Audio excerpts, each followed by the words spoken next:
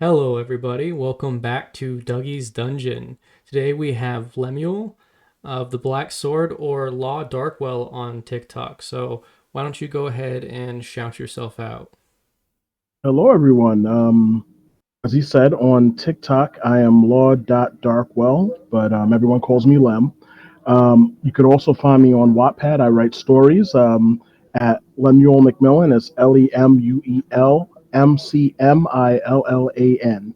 a mouthful, but writing's worth it. Check me out. I'll definitely if when I upload this to YouTube or whatever, I'll put your links in the bio. You could just send those to me. No problem. All right, so let's just get right into the topic of today, and that's mainly going to be storytelling, like the art of telling a story, and then we have some other topics. Let's just start with the art of telling a story.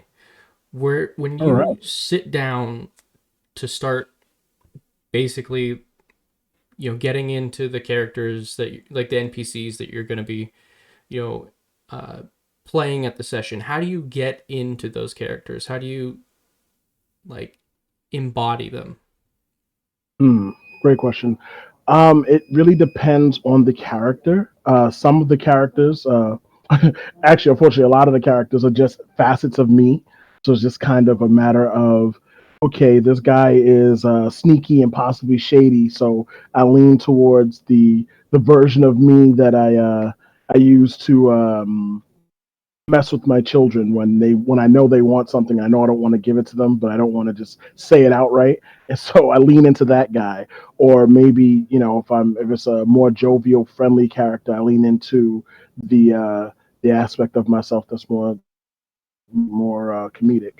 Um, but when it's characters like an important diplomat of a region the characters are entering, then I just kind of look at real world people, and I kind of try to channel the big elements of their personalities, and I just kind of pull that out through dialogue, even through body language. I mean, right now during the pandemic, there's not a lot of face to Yeah. face playing, but even playing remotely, you still do the mannerisms, you still move like that person, and it helps me become that person.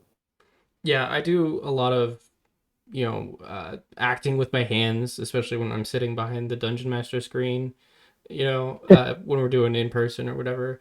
It's a little different when you're doing online. I guess there kind of inherently is a DM screen by an actual Right. screen, but yeah, I do a lot of mannerisms with my hands, which is a little bit more difficult now. One thing I used to do when we are doing in person is I would like use this space available to me. I'd like walk around the room, I'd stand up, because like one of my habits, whenever I'm talking in character, like for an NPC as a dungeon master or whatever, I'll like stand up, and so like I can see over the dungeon master screen, I can see everyone else's character sheets. I don't like hiding behind and then hiding behind the screen, and then also like when you stand up it automatically just like everyone starts looking at you, so I Right. You have feel to like fade. it's a very subtle way of being like, all right, it's the story time now, everyone needs to pay attention or whatever. And using that space, all walking around using mannerisms, really kind of embodying the NPC that I am trying to portray, you know, that I think is far better than doing voices, because I know a lot of people have issues with voices and stuff, Right. and that's understandable. I mean, We're especially not when all you're, voice actors. yeah, we're not all voice actors, and especially like new people getting into the hobby and stuff. There's always that kind of like I can definitely remember it getting into the hobby, just being kind of nervous about doing voices and acting, because not everyone is. Not everybody's an actor. Yeah, and so what I tell people is like, if you're nervous about doing voices and you don't really want to, you're not comfortable doing that, then just sit differently in your chair, or like hold yourself differently, do something with your hands that your character does. Like that's a really good way of getting into your character, and I use it as a tool as a dungeon master all the time. Right. It's perfect. I know. Just as you were saying, in person games, just walking like the character and moving like the character. Sometimes, like you can do that, and you don't even need a voice. The players will see, that you're moving your hands like that shady merchant. They're like, oh, it's the shady merchant again. Or if you walk like the invalid who is secretly an assassin, they see you drag your leg behind you, and they're like, wait a minute, is that the assassin character? Like, so even without the voice, they can see that they have the visual cues that helps them see the characters you're trying to portray, and it helps you get into character. Yeah, definitely helps me get into character. Like just kind of like moving my shoulders and you know just kind of I could feel the character coming on, and then like once I start, you know, Almost like putting them on like clothing. You yeah, wear the character and become them. yeah, that can be like difficult. Like if you're, I tend to think that I'm kind of like a good person, and I I have a hard time making like really bad villains, like villains that are like true, like black and white evil villains, because like I gotta have some gray in there, otherwise I just feel too bad. Right, right, right. I my players would argue I seem to have the problem getting into fully good characters. All my characters are just there's just enough gray in them that you have to wonder whether they're really on your side. I feel like I excel at that, but good characters, not so much. But the body language, the moving around definitely helps. I just like playing good characters. I'm in this fantasy world to escape the evils of our world, so the more chances I can get to, play that stoic hero, I'm gonna take. That seems Uh, fair. do you do anything like with music and stuff? I know it's kind of maybe a little bit more difficult now with uh like doing it online, but when you were doing in-person sessions and stuff, do you do like a lot of music work and playlists and stuff like that? Oddly enough, no. Actually, in person, for years I ran my game at the college I worked at in the evenings, and there wasn't really an opportunity, rely on music. So you didn't want to disturb students in classes. Um, and then later on, when I ran my game mostly in a local game shop, it was in a room where there were like tournaments and stuff going on. So there wasn't really a lot of opportunity to implement music. But playing like most of my games now since the pandemic have been on Discord. There has been opportunity. I just haven't really gotten into it. I haven't really found the right tools to make it happen. But I definitely started making playlists. And so I might not play music, but I'll tell players, this is the playlist for the session, or this is the playlist for a specific a specific town, or just a playlist for the region. That's actually an interesting idea. Like I never thought to, and then you could do that, or take that another way and have your players make playlists for their character, so you can kind of get a feel through music what their character's like. That's a That's really cool funny. idea, like a I two-way actually street. just did that. I actually just did that. One of my players, I've convinced her to finally start running a game, and so I'm finally getting the PC consistently. And I made a playlist for my character, and she loved it. And it dawned on me like, why don't I ask my players to do the same thing?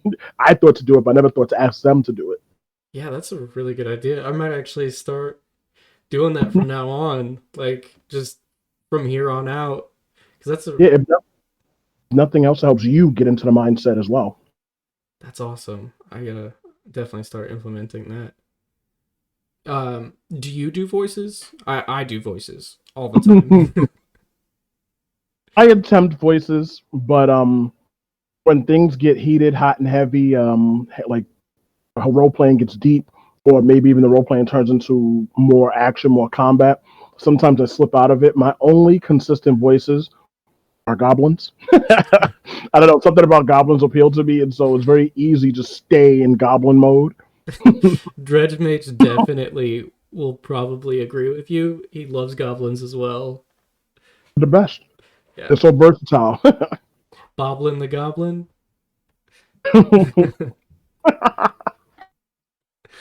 But like, Yeah. yeah, so I like voices, and I find I'll do voices the first time players meet a character. Like I'll try to stick with it for the whole session, but from then on, I kind of pull away from it. I might do it in the beginning of a session if they meet the character again for the first time, but I don't even try to stick with it anymore because I know I'm gonna slip. So it's just better to stick with the mannerisms and other things in order to keep the characters focused on who I am without having to do the voice because I'm not a voice actor. I don't have any classic training, and my voices probably aren't that great to begin with. I mean, my voices aren't great to begin with. Like, I got like a range of maybe five kind of similar sounding voices. But I'm putting my heart into this. I'm gonna do it Right, anyway. right. But one thing that I do, it like whenever I have like the name of a character that because I do voices or whatever, I'll just pick like a character from a movie that I like or something, and just try to mimic their voices. And I'll actually just have a note of just like like the NPC's name, and then like Who they're supposed to be, their yeah, voice who the actor. voice I'm supposed to be emulating or the character that I'm supposed to be emulating.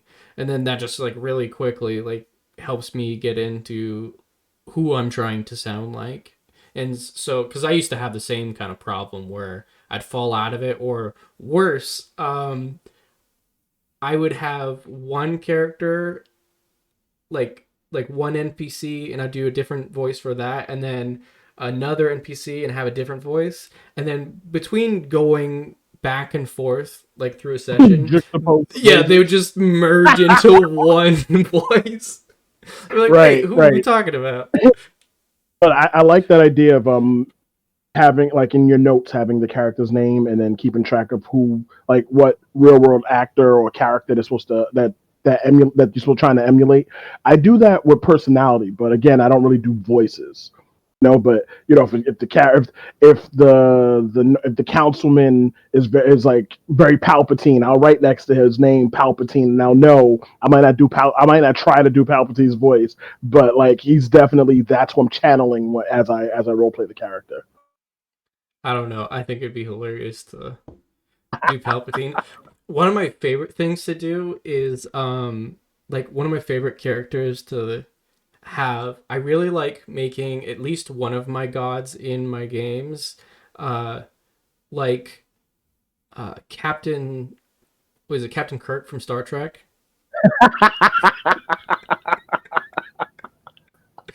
I'm sorry. That sounds awesome. Just talking like this all the time. It's my temple. My temple. Yeah, just like you don't even have to do a voice for that. It's just the cadence. Yeah, Exactly, and that's what I try to focus on more than actual voices because it's easier to for me. It's easier to stay with the cadence than it is to remember the inflections. yeah. And ultimately, however you get the job done, like differentiating between characters can, could be anything ultimately. Right.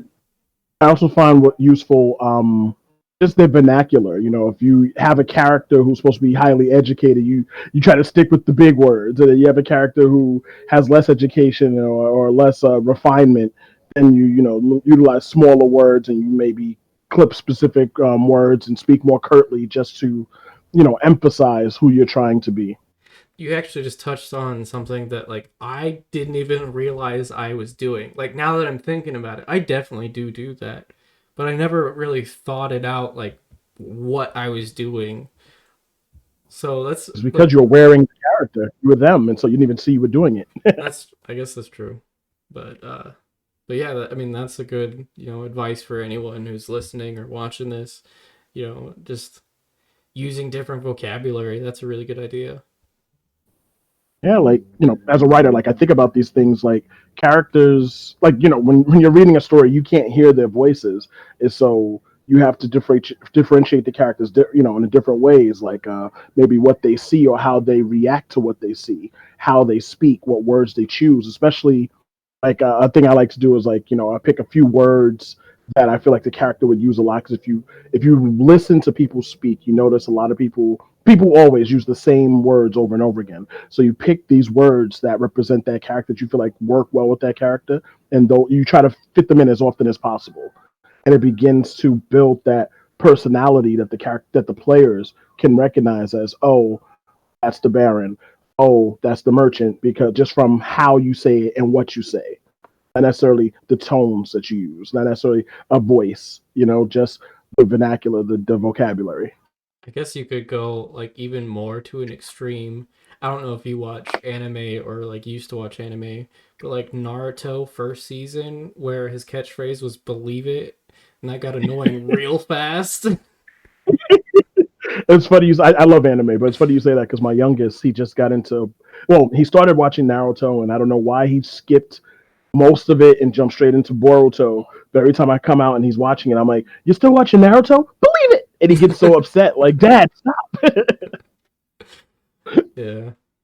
But anyway, Yeah, that's a perfect example. Him throwing up the thumb and saying "believe it." That's his thing. That's Naruto. So if you're making a character that always does something similar, especially well, at least in person or over video, people will know who you are. Like they're like, oh, it's Naruto again. He's gonna eat up all the ramen. yeah. So like going like kind of transitioning from that, I suppose.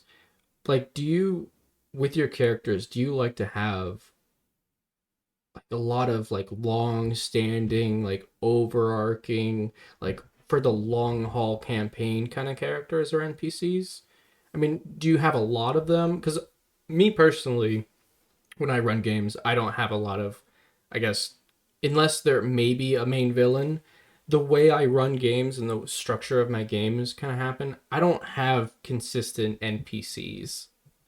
What about you? So, um, yes, yes. I don't. My tendency is um every region has like one or two characters that are always there. So for instance, in my current game, the characters just help liberate a city known as Rare Olive, and their contact in Rare Olive is Lady Celestine Hale.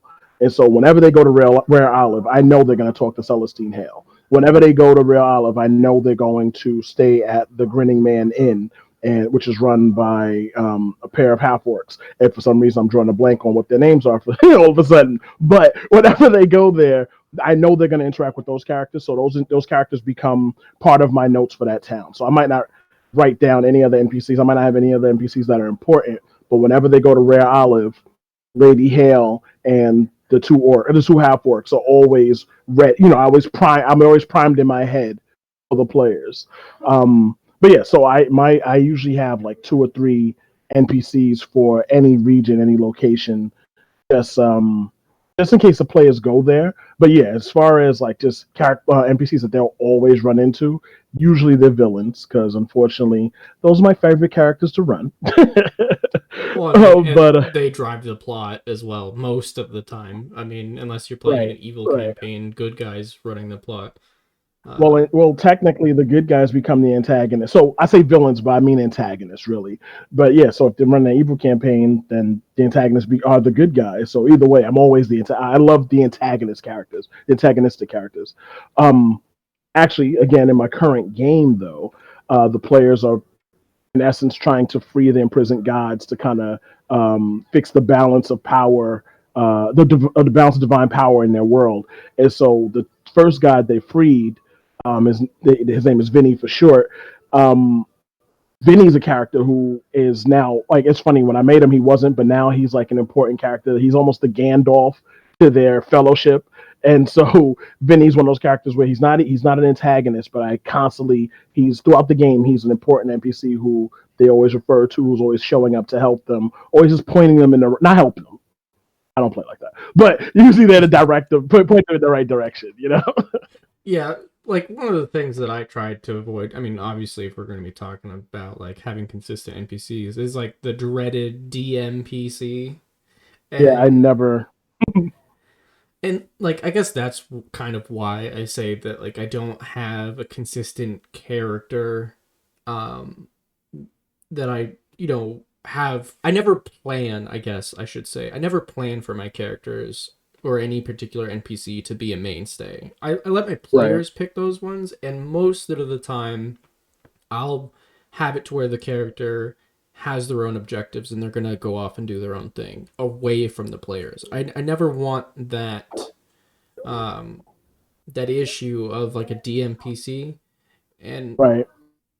I feel Right. like, or I've had it happen a lot where players become dependent on those NPCs, and so I'll kind of move them away, away from that or guide them away from it. Um, Right. and In I my tend to run more of like episodic style games. Like this is your one adventure. You do one adventure a month. I never do like a consistent thing. I like players when they have a home base. They have time to do downtime activities, craft magic items, start up guilds, learn spells. Adventuring, if you're right. doing it right, you should do it once a month. Go clear a dungeon, get all the loot and gold, and then go back to town and, chill for a month. Like, that's your Right. job. It's a, Resupply. Yeah. yeah. Um, So with so what I've done in the past was I've introduced NPCs to help the party, and what I found is very quickly either the party starts to rely on the NPC to get things done. Like if they know the NPC's a rogue, the party's rogue doesn't bother to try to pick the lock. They're like, well, he's good at it, he'll pick the lock, and the character becomes a crutch for the party. Or sometimes the party will rely on the character, and when the character doesn't deliver on something that they should be doing, the players get upset. And so I've yeah. I've And moved away from that. Yeah. yeah, and that's like why I'm really, really hesitant. Back in 3.5 and I guess kind of Pathfinder, the ability to have cohorts, I really really dislike the idea of players basically using like NPCs to craft magic items for them. Like I really Right. dislike that. Like on a fundamental game balance uh kind of way, I just don't like the idea of NPCs making magic items for players. Like that's something a player should be interacting with.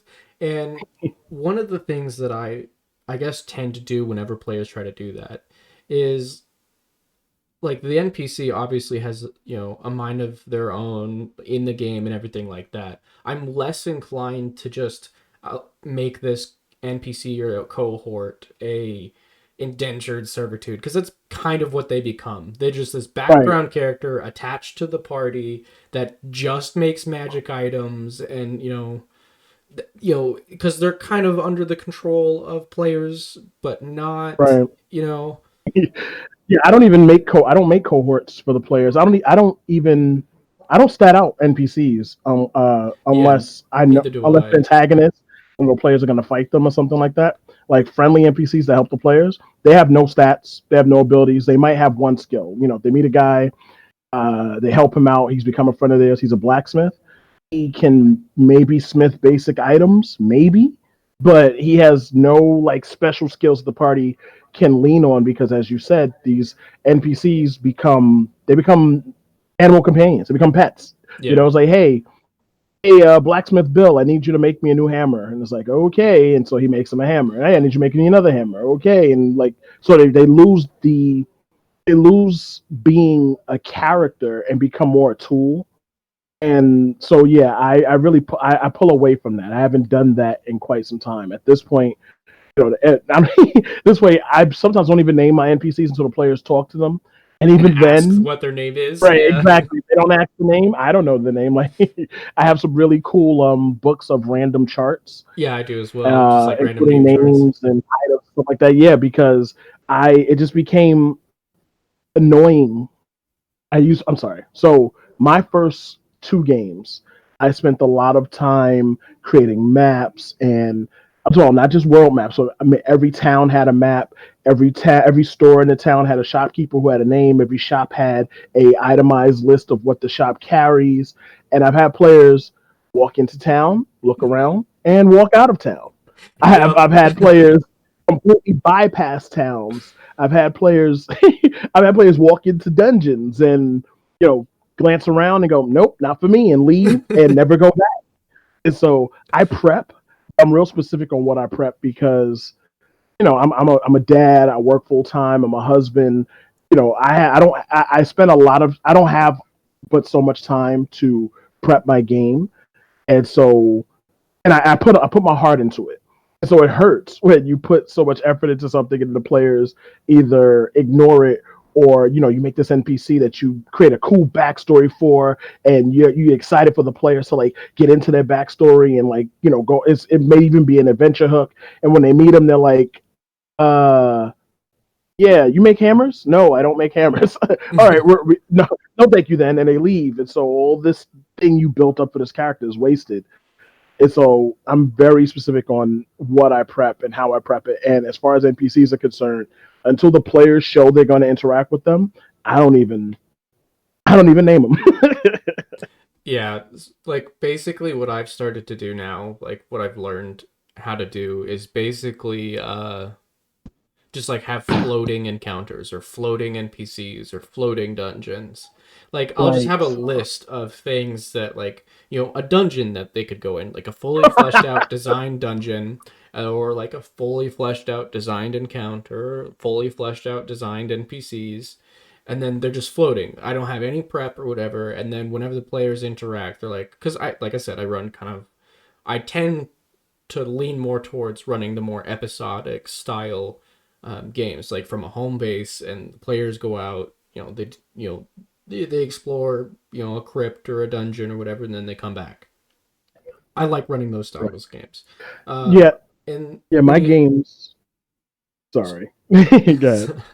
whenever you run games like that, it's very easy to just have things at hand, like, all right, cool, I designed this dungeon 2 weeks ago, I've been wanting to try it out, the players are going, they heard the story about this dungeon, they want to delve into it, bam, here's a random dungeon that I came up with. So like I'll have Right, 5 dungeons that I've designed, or a couple different NPCs, and when the players go out and interact with things, then that's when I pull them out, and then that way I never have to like when you're doing like a storyboard kind of game where it's railroaded, as for lack of a better term, you're prepping session to session to session, and that takes right. a lot of time. It's like I did prep probably a month ago. I'm still using stuff. You know what I mean?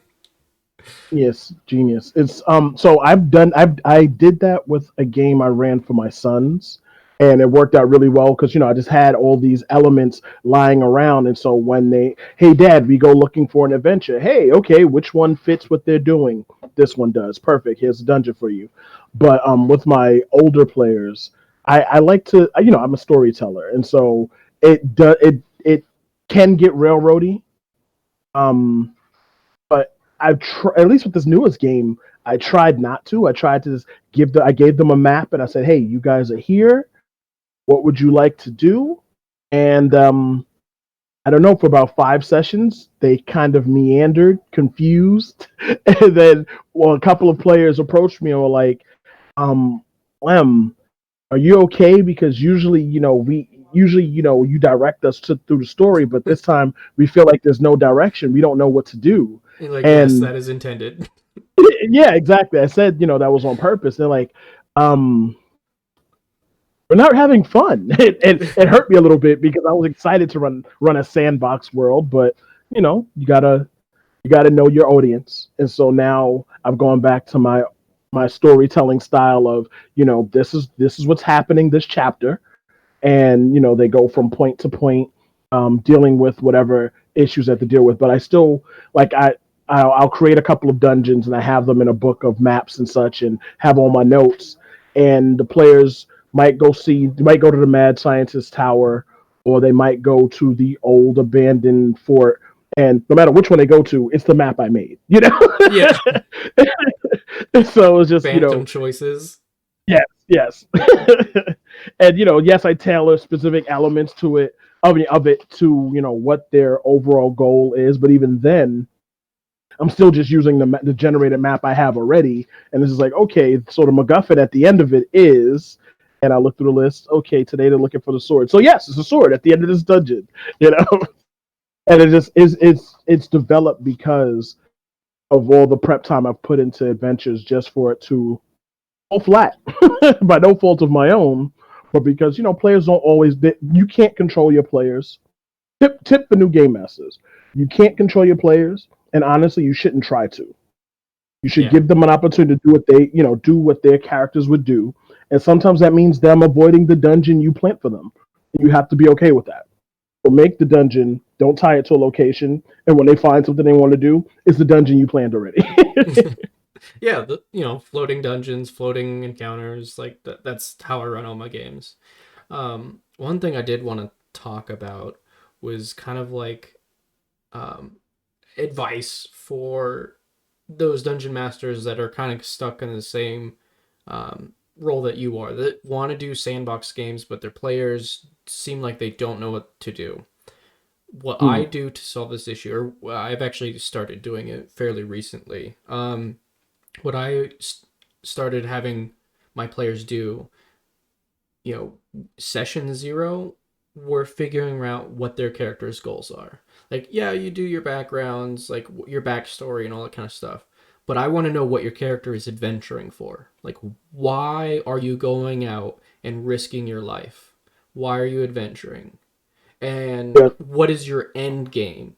And that way, whenever and when you have them think about that, like, what do they ultimately want to accomplish, then they always kind of have something to fall back on.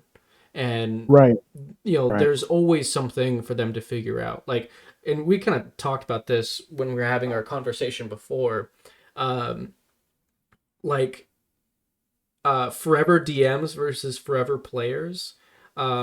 Like, forever players, they like to be guided through a story. They like to follow. For the most part, I'm not trying to generalize or anything like that, but for the most part, forever players like to be told a story and experience a story and be railroaded a little bit. But like, I'm a forever DM. I've done that a million times. Like, I've done that for players. I've railroaded story. Like, I've done it all. I've played through modules. I've Right. run modules. Like, I'm not interested in that. Like, when I sit down at the table, I'm like, all right, what shenanigans can I get away with? I'm a necromancer. When can I make the undead Exactly. army as soon as Where's my possible? army coming? Yeah. Exactly.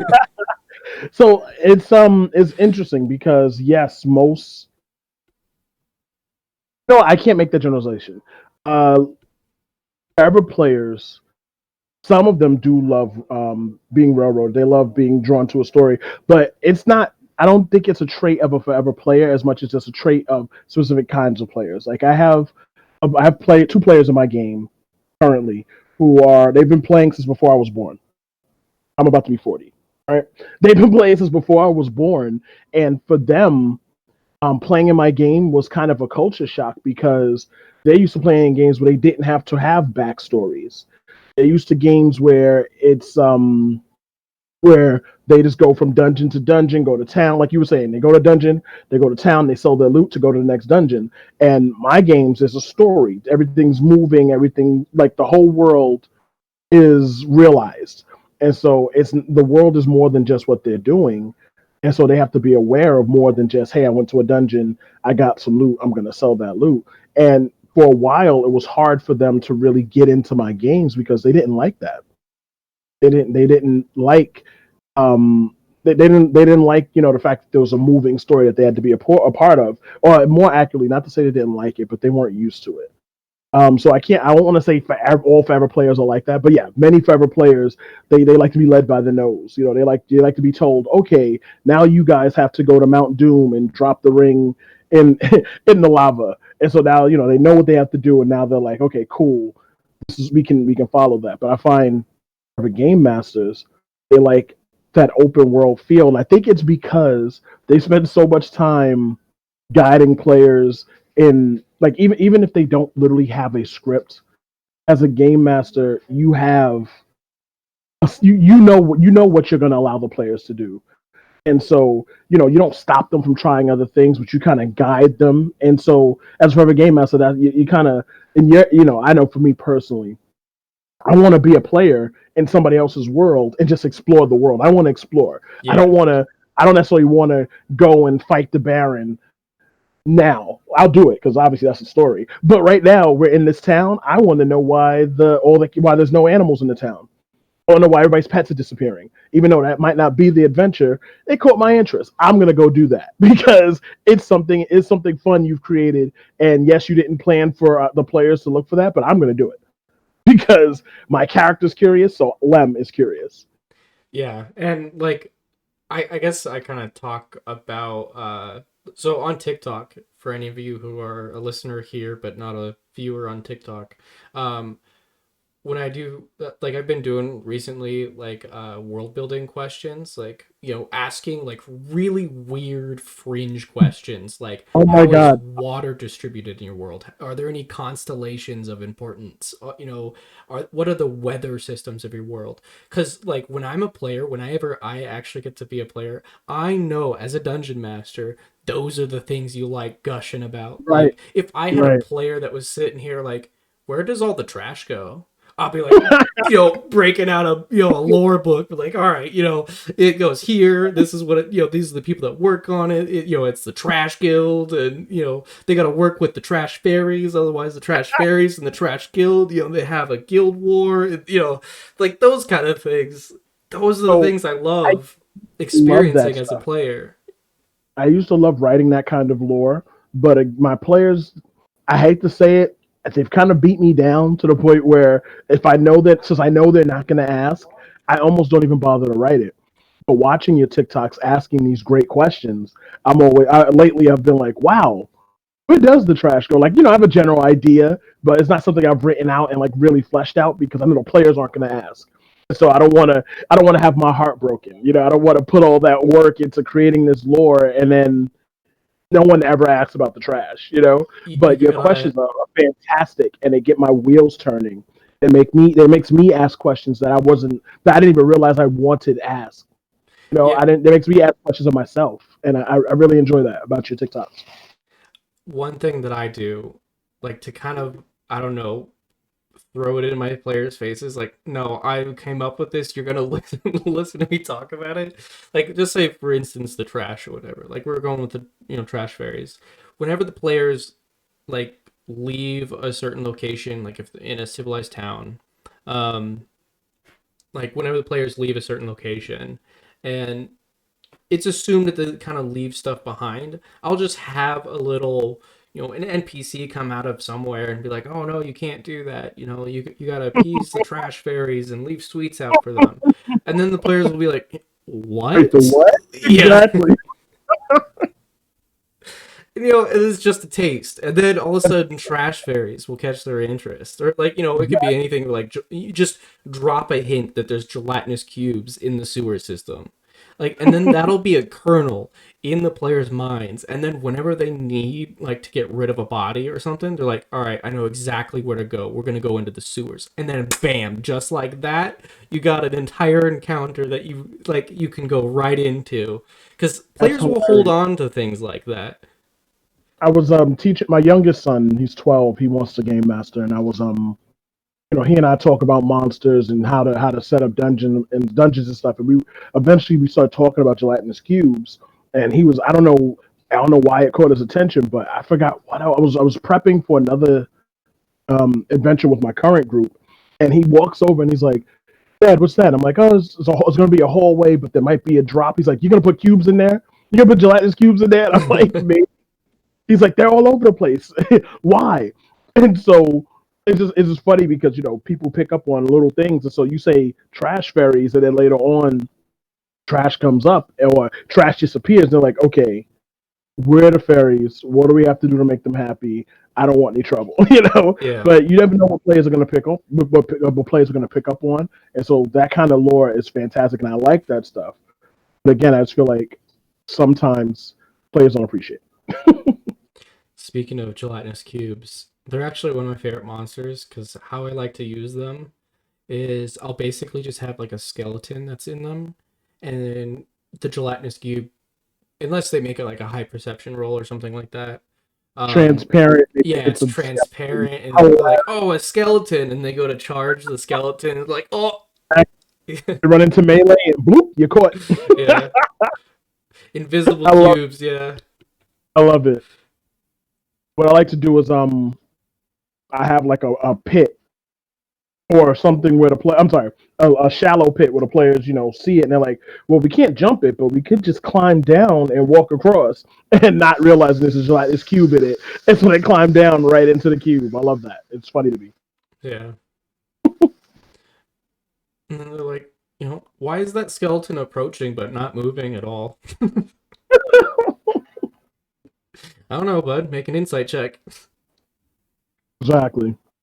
That roll was kind of bad. Want to make a perception check? Well, no, you don't notice anything weird.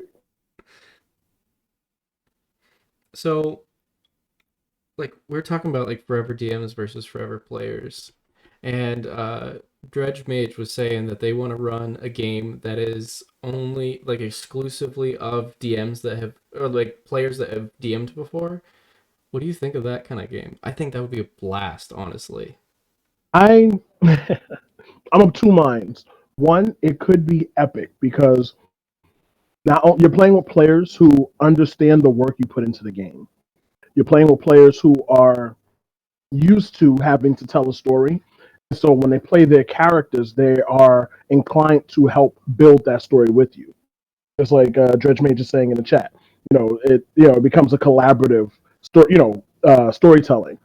But the flip side is Yeah, game Dredge. masters have Sorry, go ahead.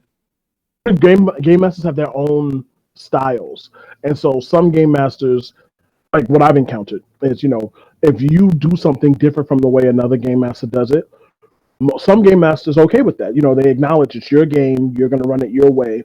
I'm here to play. Some game masters they feel their way is the superior way, and so you get a lot of pushback. And so I played in a circle campaign where it was four of us playing, and each session was run by a different one of us, Oh, a round and robin. Yeah. one of the player one of I'm sorry, the more veteran of the game masters, he whenever he PC'd, he was insufferable. he he always tried to correct the acting game master on the rules or how things worked, and it was just like it became annoying. And so I can see a group of DMs PCing where the DM where it becomes almost painful because the DMs are pushing back. But I think overall a game where everybody has DM before could be fantastic. Dredge Mage is saying in the chat, like, you'll have players who will really know how to break the game. Right, right, right. It puts you on, it makes you have to step up your game. Yeah. So I definitely, if this was to be a thing, I definitely would say like, yeah, we're not doing a round robin. We're gonna have to elect the Grand Dungeon Master. You know what I mean? Like the Dungeon Master to DM the DMs. Um, like, and I think that would have to be like almost an like I don't. It could go one of the two ways. It could be either like drawing the short straw, and you're like, man, I really wanted to play, or it could be like, you know, we have to elect someone to, Right, because follow the they're gonna miss rules. out. Pardon? They end up missing out. They don't get the PC. So yeah, you have to Yeah, draw straw. Something. I think it would be pretty interesting. I like you and I obviously like from what we've talked before are pretty much the same dungeon master, which I is would love to PC with you. Yeah, which is wild. Like I don't think I've ever met anyone who has like almost the identical kind of theories or like play styles or dungeon mastering styles. Like you're very, very similar to me in a lot of regards. But Yeah, agreed. It's a small world, but you wouldn't know that unless you step outside. yeah. So the podcast is an awesome tool to meet more game masters and possibly find game masters with the same mindset that you wouldn't normally meet. Just in your local area or with your local groups. Yeah, definitely. Um so I'm still thinking about this like like a dungeon master only game. Reg Uh made you see what you started. yeah, it got me hooked. Like I've done West Marches before, but I feel like this would be kind of like the perfect opportunity to do a West Marches campaign. Because then you Never just done a have you've never done one? Oh, there enlighten me, so listeners who don't know what it is. so basically a West Marches campaign is like you have traditionally they were done text based. Like that's how they started originally. They were done over like email chains and stuff like that. But they've evolved, and the ones that I've seen basically is you have a central location, and in that location you have like a guild hall. That's like the perfect example for it.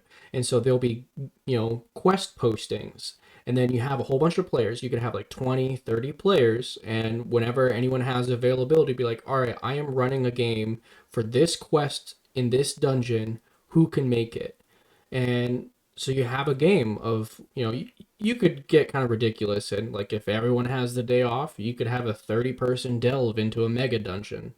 Or, if only two or three people have the day off and can make it to the game, then you got a smaller, more, you know, intricate kind of game. And then basically all of, those people, they, go back to the central location, they turn in the quest, they get the experience, they get gold, and then, that's it for that week. And so it could be a game that you can play over the course of like an entire year and play like every 2 days or every day if you wanted to run games like that, and then have a whole big large group of players to pull from.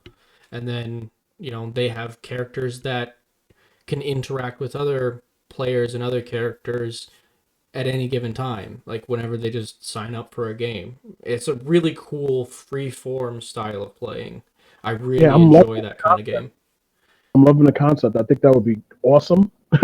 I like my consistent group has never been exceeded 7 players, so I've had no need to run a game like that. But I like the way that would flow, especially because there's always conflict of schedule. Yeah, There's always issues of people not being available. But when everybody is available, that's when things get real epic. So I really like that. yeah. I might actually. I'm not promising anything to anyone listening or watching this. I'm not promising anything, but I might do that. I might dungeon master West Marches style game because I was already gonna stream. I'm already gonna be streaming a Pathfinder First Edition um, game with some other creators on TikTok and stuff and on YouTube. Not ready to announce it, so this isn't an official announcement yet. But I'm still working out the kinks on that. The works, yeah. But uh, but yeah, I'm running a game for that, and there's a lot of dungeon masters in that game, and but I'm really curious if I could turn that into a big West Marches style game. And if Dredge Mage says they're willing to assist, then I might actually have to do it now. Well, it's done. It's set in stone. You have help. Make it happen. All right, I guess this is an official announcement. I'm doing a West style Marches game. But anyway, to get back into what we're talking about, um, how do you feel about splitting the party as a dungeon master? um. Like having to deal with it as a dungeon master. How do you handle it? So there's a stigma about splitting the party, and as we discussed, I'm not a big fan. I don't like if it's a group game. I don't like running sessions for just one person. And so if a player is splitting away so they can just become the hero and the solitary lone wolf, I'm not interested. However, splitting the party can be thematically, pleasing as well as just a nice change of pace. And And sometimes so, it's necessary. right, sometimes it is necessary. So if you can split the party in a way where they're like it's evenly split, like my group is usually about 6 people. So if 2 or 3 guys are together and the other 3 are together, then that yeah, it's splitting the party, but the party dynamic is still going on. But if it's just one guy who's like he wants to be the loner and I run off and leave them by themselves to do my own thing, I'm definitely not interested. I'm not interested at all. Yeah, what I do. So Dredge Mage is asking in the chat. So splits are okay, but solo is bad. And yes, I definitely agree. Like, whenever I have a player, the one thing that I'm trying to avoid whenever the party is split is one player having all the spotlight. And so one of the rules that I have is that if you're going to split the party, you have to have at least, like, if you're going to leave and do something and try to do lone wolf, you have to bring at least one party member along. That is non-negotiable. You're not allowed, when you're sitting down at my table, you're not allowed to just go off and do your own thing. I'm not interested in running, a game for one person at the table. I'm sure everyone who's sitting down at the table doesn't want to just focus on one character at a time. Like, everyone needs the limelight.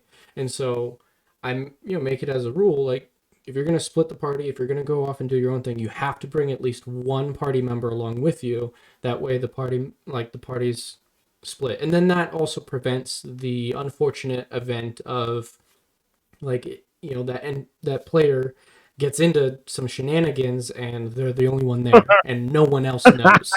At least, So yeah, at least if you have one person, you got one person to run away and get the tell others. everybody else. Yeah. So I realized in a town setting when the party isn't on, like, when they're not on adventure, you know what I mean?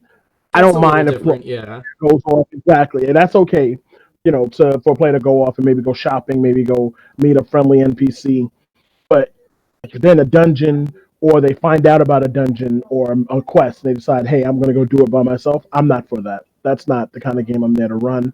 And I let play. I don't always. Excuse me. I don't always make it clear in the beginning, but definitely when players start to do such things, I have to let them know. Look, we're all here at the table to play together. I need you to play with everybody else. And so, if you really want to do this thing, role play, enlisting the help of your allies. There's always at least two shady players in the group. So if the one shady player wants to run off and do his own thing, go find your buddy, let him know there's loot to be had, and then together go do the thing. And Yeah. as you said, it's best so that when the player inevitably gets himself in trouble, she can run off and warn the rest of the party. Yeah. And then it also kind of subtly enforces loyalties at the table. I Right. really enjoy it because, like, if you have a lone character that's, it's unfortunately kind of a bad player trope. And I'm kind of inclined to agree with it being a bad character trope or a bad player trope, of that lone wolf character, because you are a group of adventurers. So if you're a lone wolf character, why are you in a group of adventurers? You know what I mean? Right. So, Yeah. like, I just don't get it. I'm sure some, people will talk at me about it. I still won't get it. Like, but I just think it's a bad idea to be sit down and try and play a character that's a lone wolf. And so Yeah. when you kind of force it, like, look, hey, you have to have at least one player to go with you no matter what you're doing.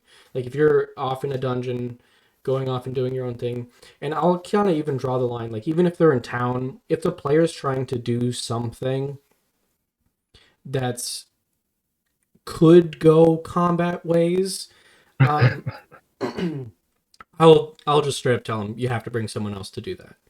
Like, I'm okay with metagaming. I'm okay with, putting my foot down and being like, you're not doing that by yourself. Like, absolutely not. If you're gonna do something that cool, you got to bring someone else with you. You know what I So mean? I will admit, there's been occasions where I knew the situation would turn to violence, and I knew the player would try to argue with me about why they would go by themselves. So I let them go by themselves, and I let the violence happen, and let the violence teach them a lesson. Maybe it would have been better if I told them, "Hey, don't split the party." But I feel like sometimes you got to show them. Overall, I feel like it's not a good practice for players to just go off by themselves and try to be the lone wolf. Yeah. And if anyone, like, listening or watching this, um, like, has disagreements with me about this particular topic, start running public games.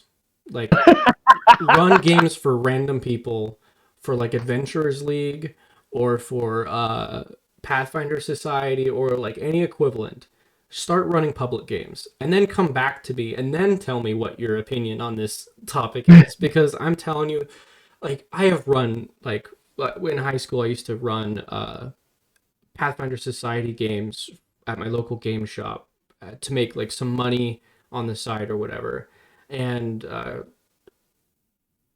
basically, like, I'd be like, all right, this is the module, like this is, what this quest is. Like, there's no choice in the matter of what we're playing.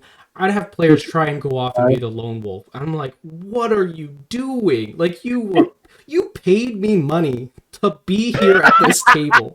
Why? I don't Like, know. because I feel like in that scenario, I would let them do it and I would teach them a lesson. They paid for you to game master. Teach them. That's your role as game master.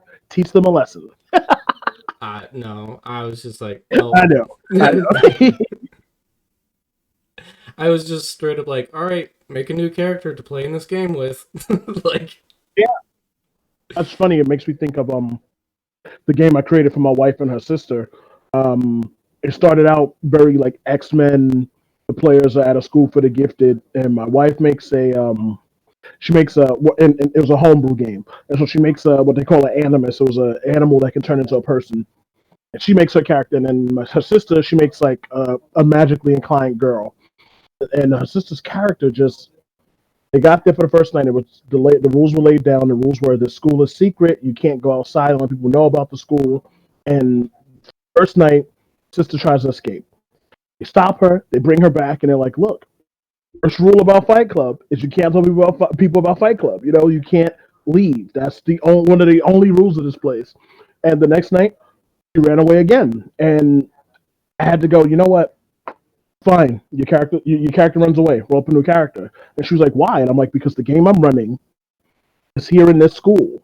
The adventure you're running is this adventure. If you're not here, if you want to play, then you have to make a character that's willing to play that." And it's a tough pill to swallow for some players, but it's a lesson that has to be taught. And so again, when you're running your public game, you're the game master. Teach them a lesson. They want to run off and do their own thing. You run off and do your own thing. Get captured by goblins. They make you an honorary goblin. Roll up a new character. I'm less inclined. Like, I get the whole idea of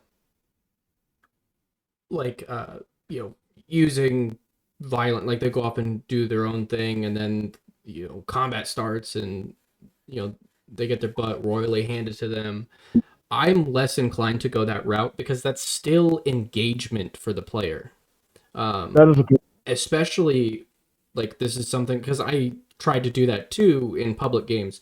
That's what they want. They want that engagement. They want that, violent end. They made this character specifically for combat, so they're looking for that. So I just don't even engage. Like, I don't even engage them at all. It's like, all right, you're going off doing your own thing. Cool. I'm gonna focus on these three other people right now because they want to be here. And if you don't, then the spotlight is on this event. And if you are absent that, then you're absent that. You don't, and then they don't get the engagement. And then that's how I'm, No, that makes sense. That's how you teach them. yeah. Yeah. So I'm more inclined to just, all right, see you later, bye. you know, Have a good day, sir. Next. yeah, maybe you could find that adventure that you're looking for at someone else's table. Like, I'm going to acquiesce to your experience. It makes sense. Just don't even engage. yeah. And I've honestly haven't found a better solution to that. I obviously get dirty looks and all that kind of stuff, and people can say whatever they want about it, but this is a game I want to run. I'm not running a game. I'm not, like, I really dislike it. And this is kind of just going to be me ranting about problem Go for it. players, but Go for it.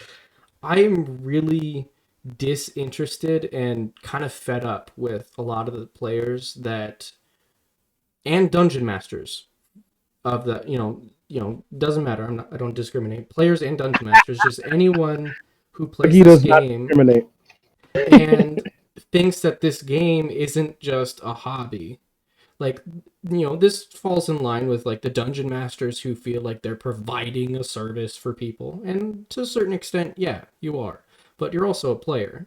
You know what I mean? Like Right. everyone else, even if you're the dungeon master, everyone else at the table has equal and um, just as much right to be there as anyone else. You know, Right. if you're a dungeon master and you know obviously you're doing a home game, you're hosting something, and um, you know that's a whole different can of worms. But like when you're sitting down at the table, like even if I'm, you know, using rule zero as a dungeon master to just say, you know, this is what I want to do because this is what makes sense for me and this is how we're going to run it right now. Like I am open and willing to change. Don't stop me at the game because, you know, that we only have 4 hours to do this. If you want to, you know, correct me on something, you do it after the game. And then I would be more than willing to engage with you in that way and then solve the issue at hand. But don't stop me at the table. Don't stop the game because, you know, Right. That's scheduling, you know, I have a life outside of this. This is when I get the game. That's when everyone else at the table gets the game. Don't interrupt it for like a petty squabble or like a disagreement that you may have. And like players that like really like latch on to like this idea of like, you know, these are the rules, you can't do that to me or to my character. It's like, yeah, to a certain extent, like I will respect you as a person, respect your character as, you know, a character at the table and everything, but that does not mean that you get them like you get the any amount of authority over anyone else at the table. You know what I mean? So I'm right. kind of just disinterested with players and dungeon masters that feel like this game is anything more than a hobby. What are your I thoughts? understand. I understand that. Yeah, I agree. I agree. I've never had people like I don't really suffer rules lawyers and others trying to tell me that a ruling I made is incorrect. I engage it much the way I engage my children. They don't agree with something I said. They can voice their disagreement, but we're gonna move on. I'm maybe and so if they voice their disagreement, I'll give it a second. I'll think about it. If there's some value to what they have to say, I'm definitely adult enough to go. Maybe you're right, but as of right now, I made, and we can discuss it for next session. I don't like to slow the session down. I don't like things that slow the session down. I get really annoyed when players try to slow things down for their own validation, whether it's a ruling or whether they didn't like what another player did, so they want to tell the other player how they should have done it. Anything that slows up the game, as you said, like we all have schedules, we all have lives outside of the hobby, and it's why I'm having a brain fart. It's inconsiderate Yeah, to definitely. slow the game down for everyone else. And so I am not okay with anything that slows the game down, including my own actions. So let's say I have a cat. So let's say I did name this NPC because they're important. I can't find the note. I have to give them a new name. I'm Yeah, not going to slow the game down to look for my notes because, again, that's being inconsiderate to everybody else's time. yeah, And since I hold myself to that, I hold the players to that same. So that's I held them to that same standard as well.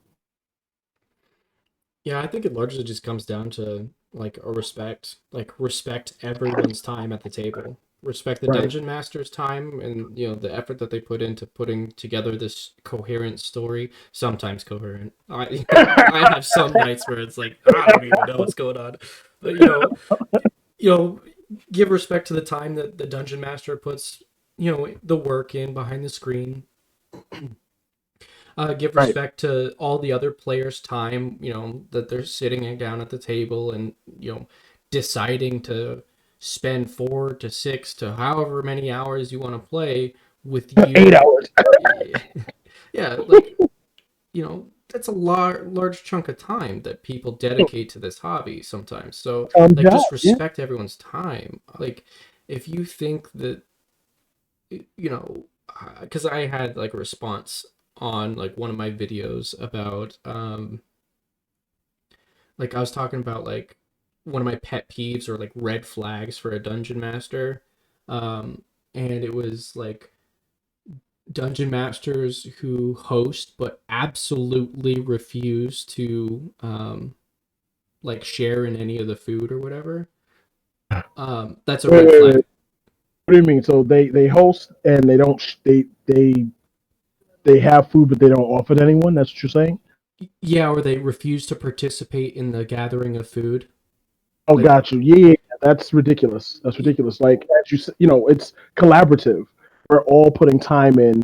We're all we're all bringing. I'm sorry. So in my games, when we used to play in person, when we used to play in person, everybody brought snacks.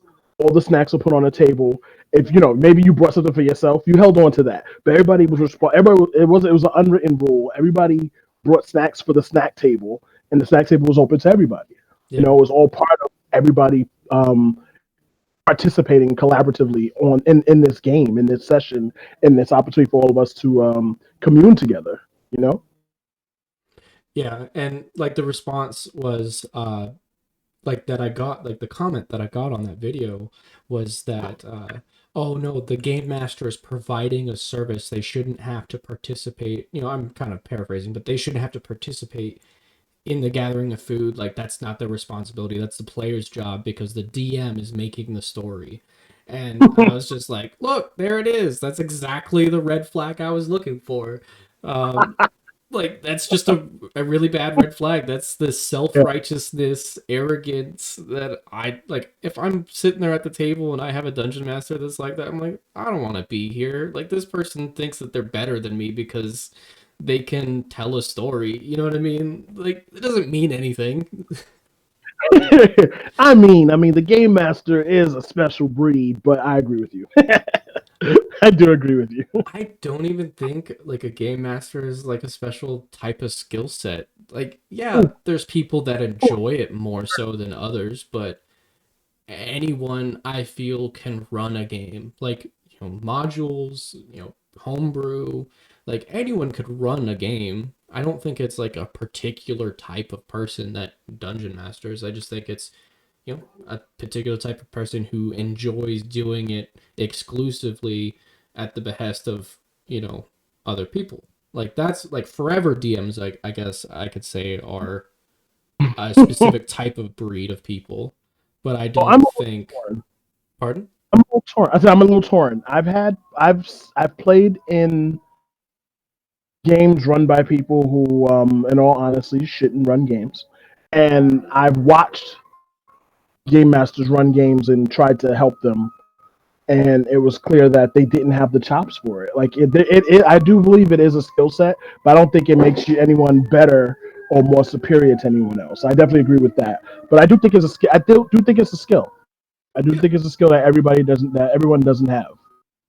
Well, I just would say you just need more practice. Like that's my response. It's like anyone can do it. You Yeah. just need more practice. It's like riding a bike or, learning math. It's, once you get it and it kind of clicks, you're gonna may not be, Brandon Lee Mulligan or Matt Mercer or whatever, but that's not what anybody's looking. Well, I will correct that because a Yeah, lot of you know, people are people out there looking looking for for it right now. Yeah. a lot of people are looking for that, but that's not what matters really. Like how Right. closely you're emulating Matt Mercer is kind of irrelevant to your table. It's like, are you friends that you're running a game for? Are they having fun? Are they enjoying the game?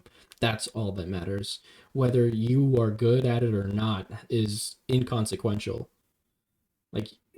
Like I would absolutely love like I would love to play in a game. It's like a brand new dungeon master. I keep my mouth shut. Like I won't even mention that I'm a forever DM and I've been playing this game for 15 years. I would love to play in like a brand new fresh uh dungeon masters game and just be like see what happens, It won't be good. It won't be good. But someone's got to sit down at that table. Right. Right. You know what? As a forever game master, you're right. I'm willing to sit at any table at least once. But I actually recently had a experience where around the beginning of the pandemic, I had a lot of time because I was only working, I think, like twice a week, and so I looked for an online game and I found one right on Discord, and I don't know, there was some it just I don't even know if the guy. It wasn't the guy's first time, but it wasn't fun at all. It wasn't fun. He didn't. He didn't feel engaged. His game didn't seem cohesive, and he was definitely playing favorites and just all these little things that I realize a good game master avoids. And it kind of hammered home to me that some people, like anybody, like you said, anybody could do it. It's like riding a bike. Anybody could ride a bike. Not everybody can, go to the Olympics for bike riding. And not everybody can do it to the high level, to a high level. And so, yeah, I've had a bad experience with the game master who was just, uh, like I don't want to talk ill of people. It's not my way, but I definitely would never ever play in his game again.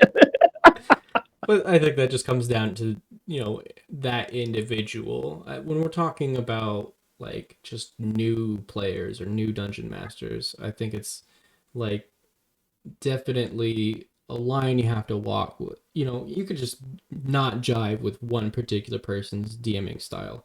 Happens with me True. all the time. Like if Yeah, I'm you do seem playing, kind of tough. pardon? I said, yeah, you do seem kind of tough as a game master. I'm sure you chase people away. Oh no, I try not I'm to. kidding. Like I'll like I'm not afraid to put my foot down, but like I won't chase you away. Like I'll reasonably tell you like the why I'm doing something, or like going through some of my house rules like for the game or whatever. Like I'll explain why I do the things that I do, and I'll give you the benefit of the doubt and be as charitable as I can. First couple times. Um, Exactly. but if it's a Exactly. The first. consistent issue, then I'm not interested in wasting my time trying to have to solve an issue when I just want to be playing and running a game. You know what I mean? Like, I Right. have my own boundaries and my own lines, and if that makes me, um, I don't ever gatekeep, or at least I don't ever intend to gatekeep. But you know, if you're at my table, and I'm running games for you, I'm not gonna run games for people that make me feel bad. Well, yeah, it comes down to we run a game. We have expectations as a game runner, and players have to realize if they're going to play in that game, they have to meet those expectations. Yeah, I'm not You gonna know, say that but you at can't play the same this time, hobby. right? Exactly. I would never tell somebody like I've never turned someone away from playing in my game.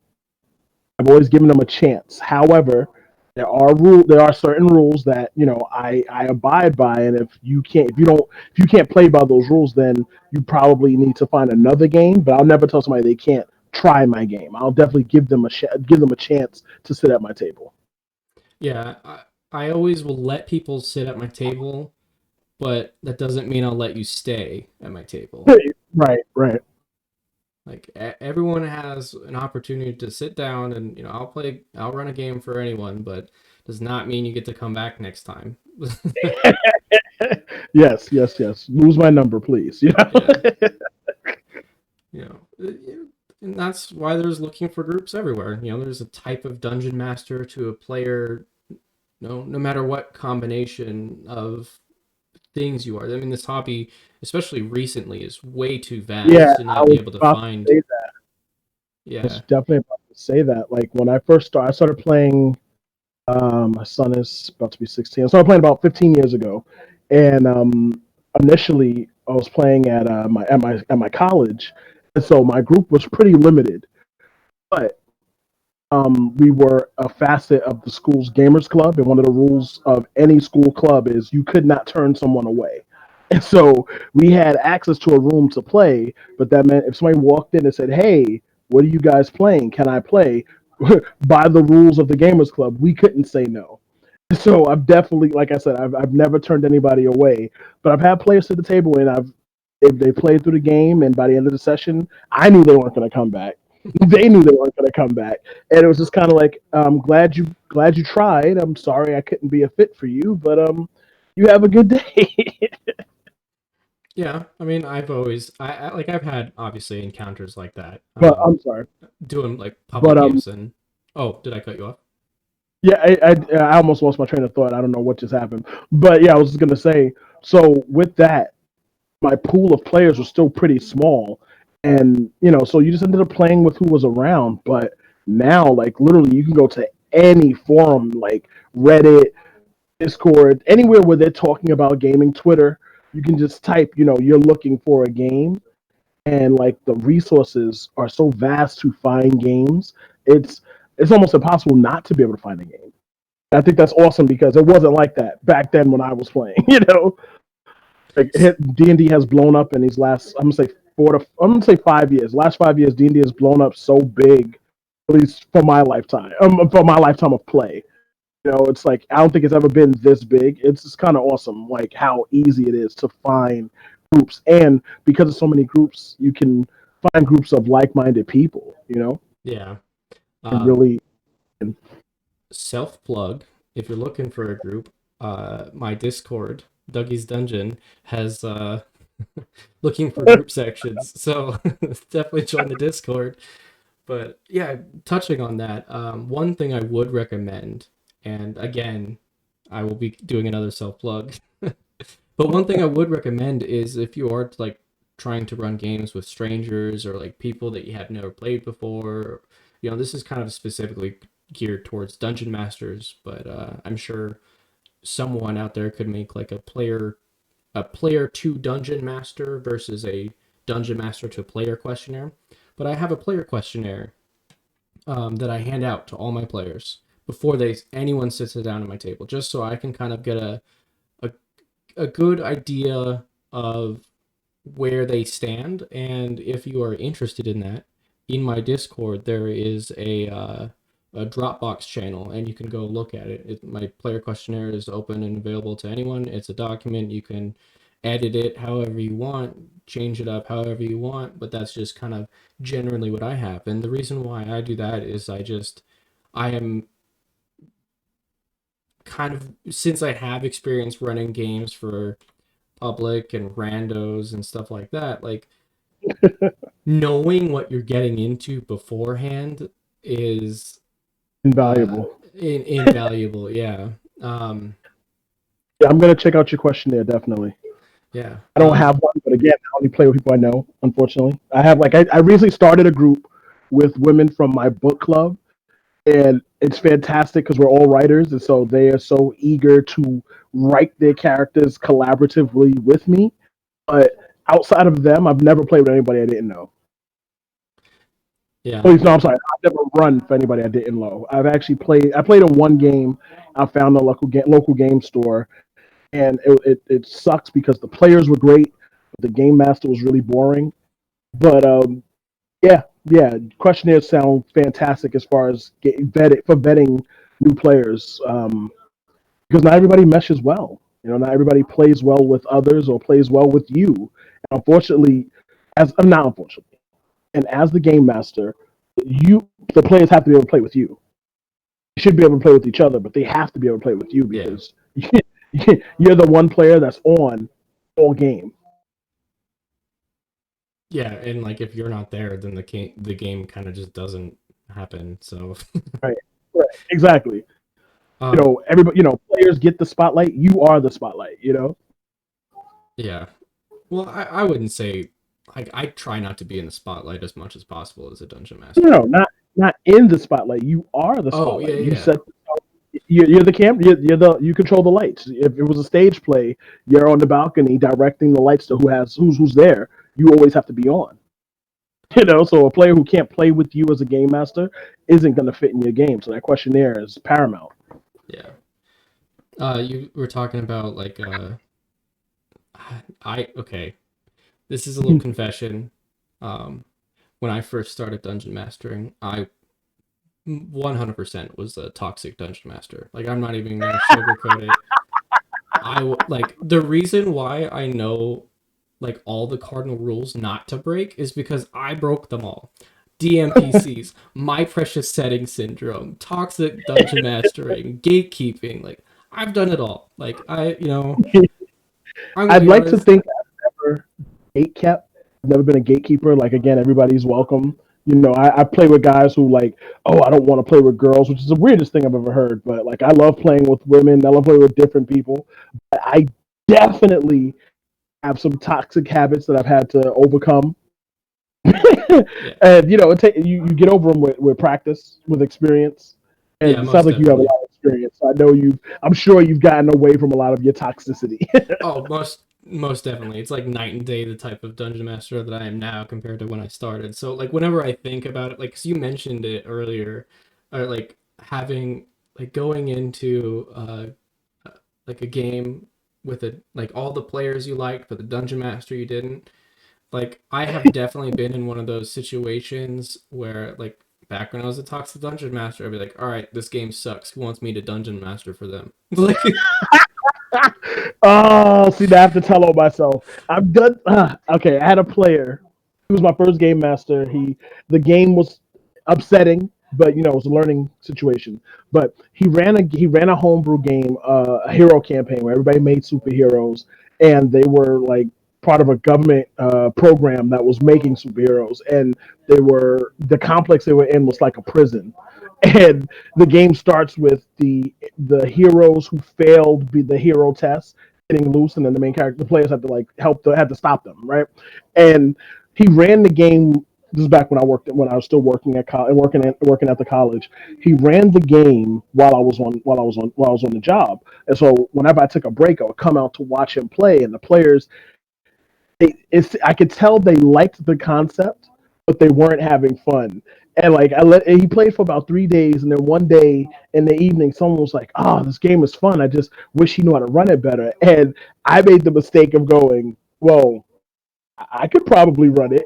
And like so, the next day I find myself running my version of his game, and it just like I took over. He stopped running his game to play my version of his game, and like it was like at the time it was fun. I had a great time with the superhero game, and matter of fact, I do iterations of it with my sons every so often. But looking back in hindsight, I really stole that man's game. yeah. And like I would feel bad about it now. Right, exactly.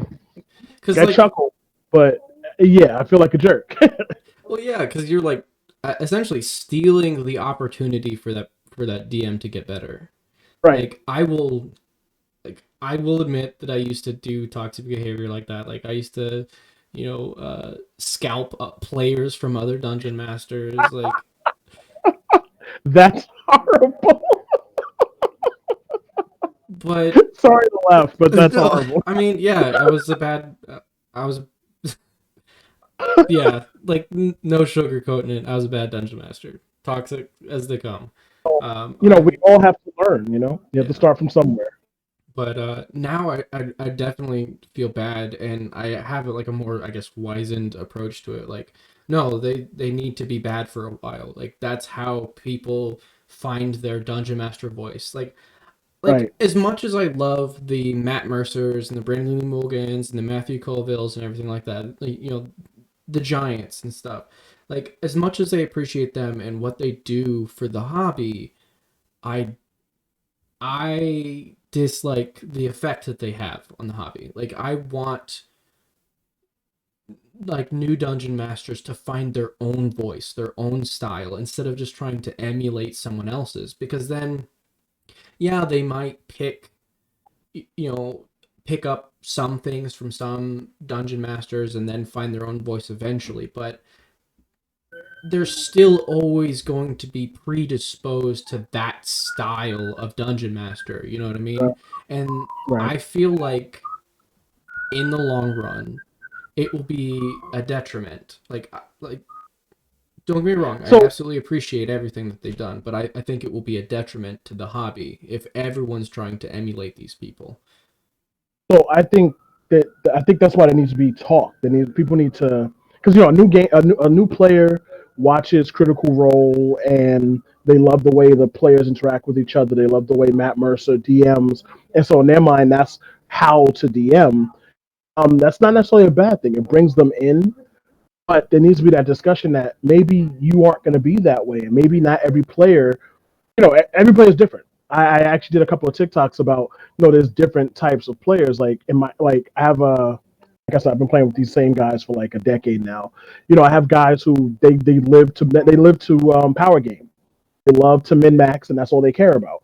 I have players who don't care about their stats. They just want to. They come up with a concept and they want to role play that character in a made up world. I have one player. He's a close friend.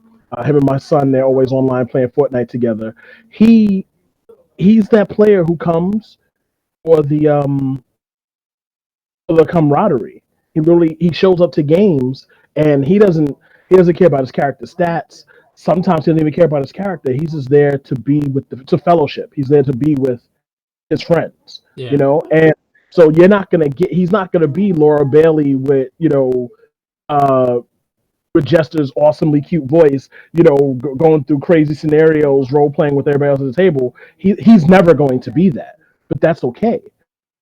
New players need to be taught that, and I don't think they'll be taught. I don't think they can be taught that through watching Critical Role and watching like Matt Corville. But there needs to be that discussion, that openness within the community to just kind of let newer players know that you don't have to be them.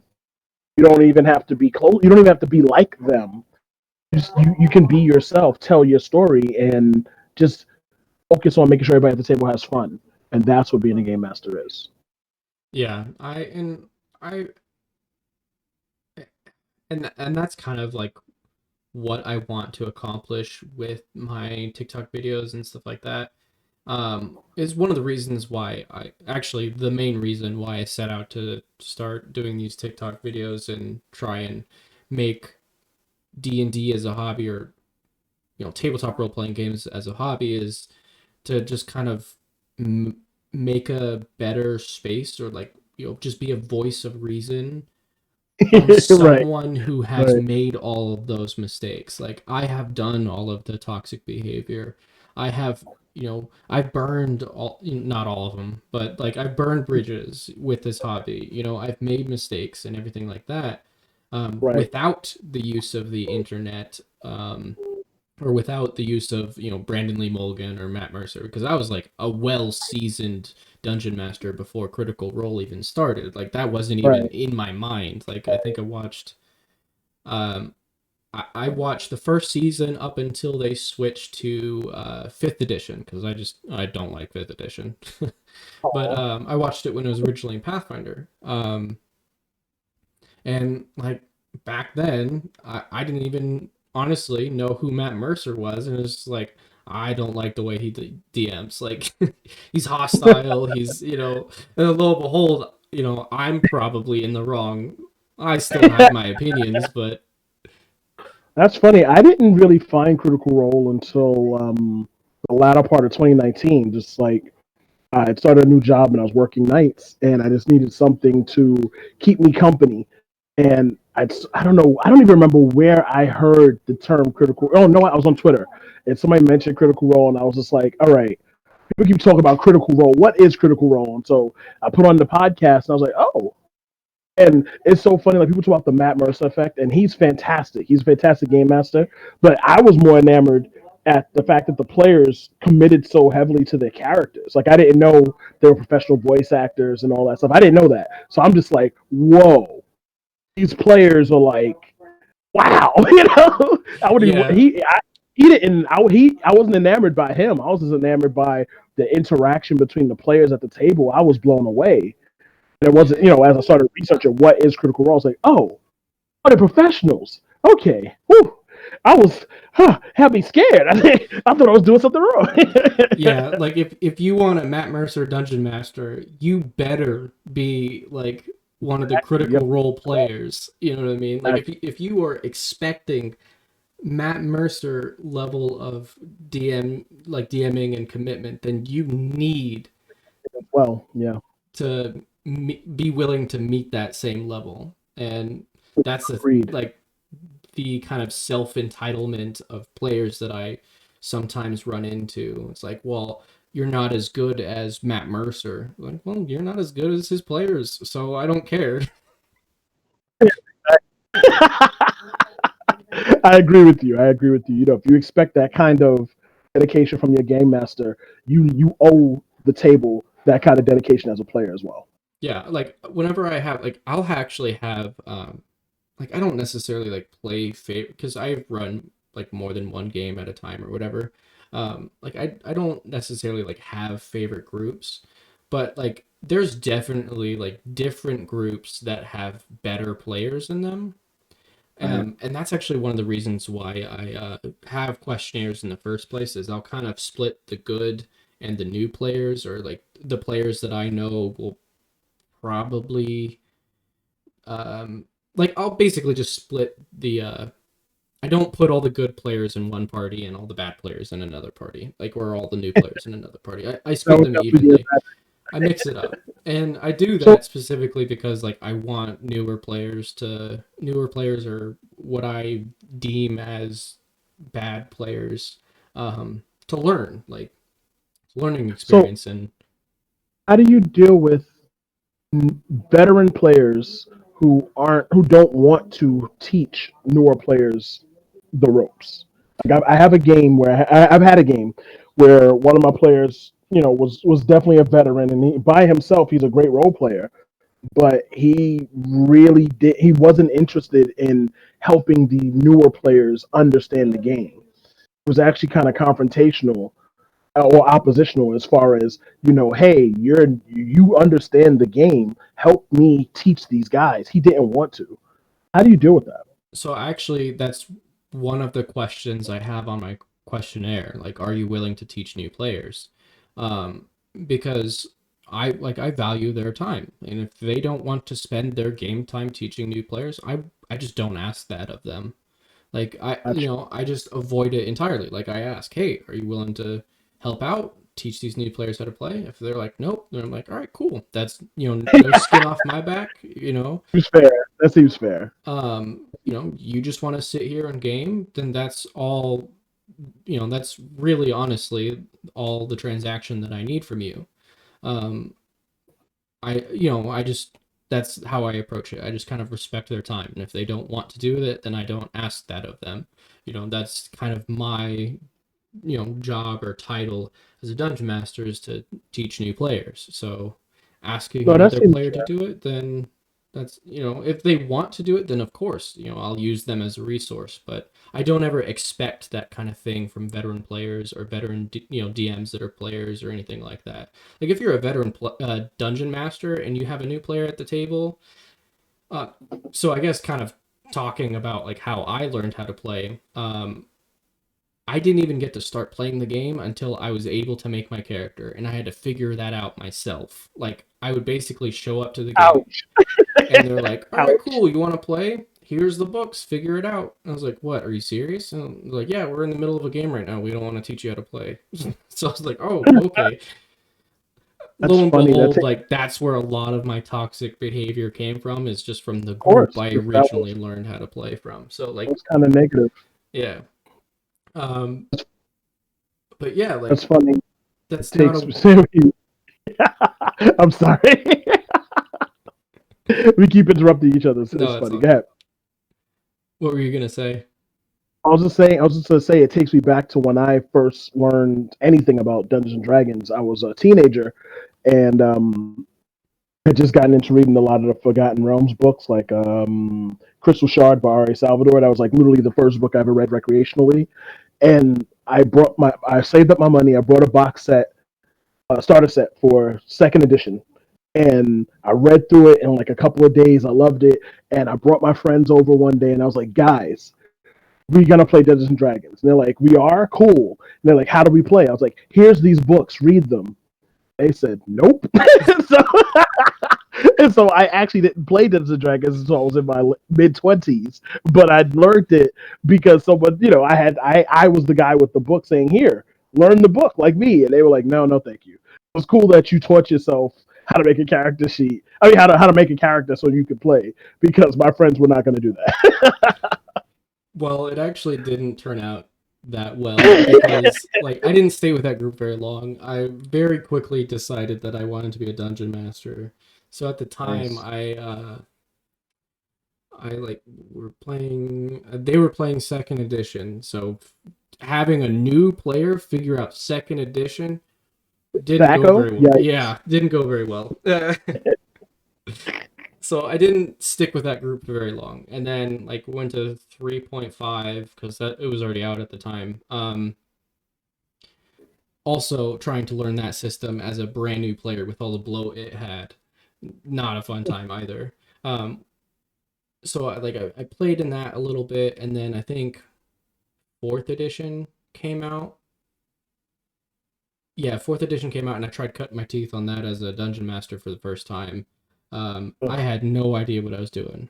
I didn't ugh. know any of the rules. I was just winging it, like you know, just doing whatever. And then, um, yeah, from that point on, I went back to Pathfinder, which is 3.5. Went because when fourth edition came out, Paizo came out like shortly after, and then Goodness. yeah, I went right back to that. So like, and I haven't looked back since. But anyway, yeah, like learning that way is not a good way to learn, and it set me up for failure as a dungeon master in the long run.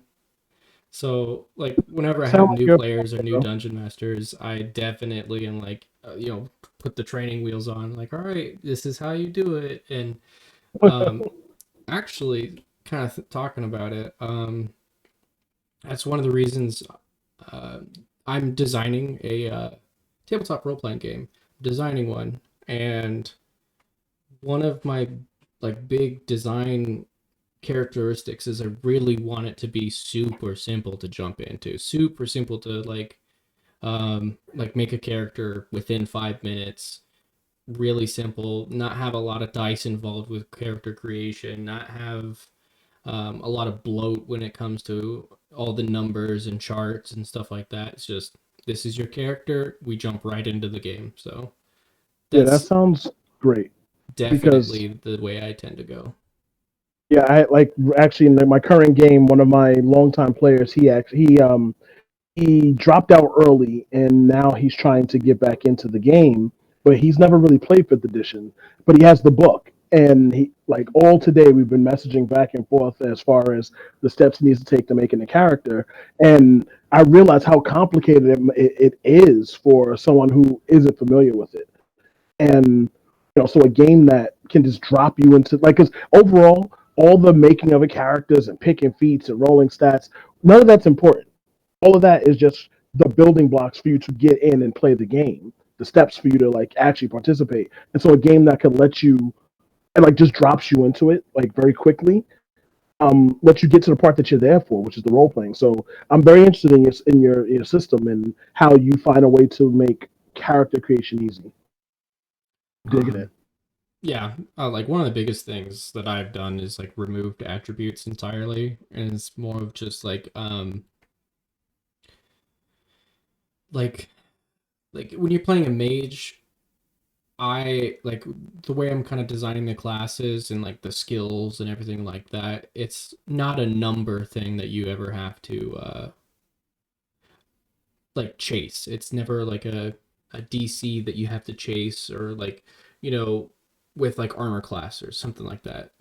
Monsters armor class goes up as you go in level or whatever. I'm not interested in that style of game. That's incremental linear progression, sorry, vertical progression that just gets bloated at the very top, and I don't want that style of game. So basically, I'm gonna have it the other way. The dungeon master is the one who sets things. So if it makes sense for the character to have an easier time with a particular skill, when they roll it, the DC will be lower. So Let's see. it's like it's the other way around basically. It's not the player chasing the DC.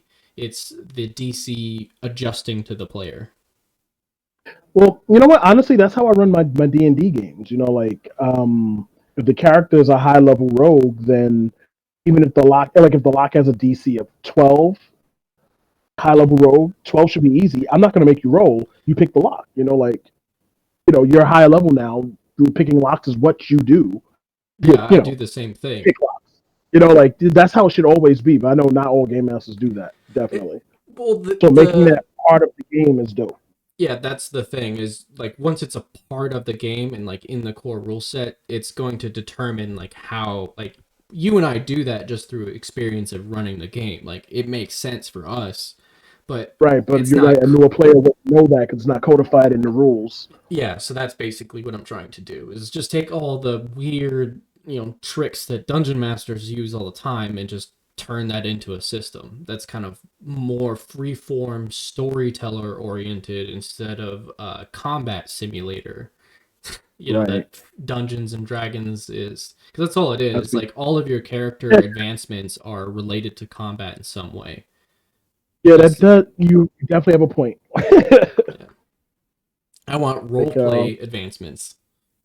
right. Oh my gosh, that makes me I had a game master who introduced me to an old game system called Dragon Quest, and Yes. he helped through most of it.